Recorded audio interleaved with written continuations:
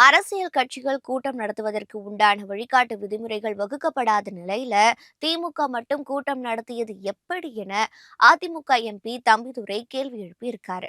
நாடாளுமன்ற மாநிலங்களவையில் பேசிய அதிமுக எம்பி தம்பிதுரை, தமிழகத்துல தேர்தல் பிரச்சார வழிகாட்டு நெறிமுறைகள் அறிவிக்கப்படாததால் அரசியல் கட்சிகள் தமிழகத்துல பொதுக்கூட்டமோ பேரணியோ நடத்த முடியல, எதிர்க்கட்சிகள் மக்களிடம் சென்று பிரச்சாரம் செய்ய முடியல என அவர் கூறியிருக்காரு.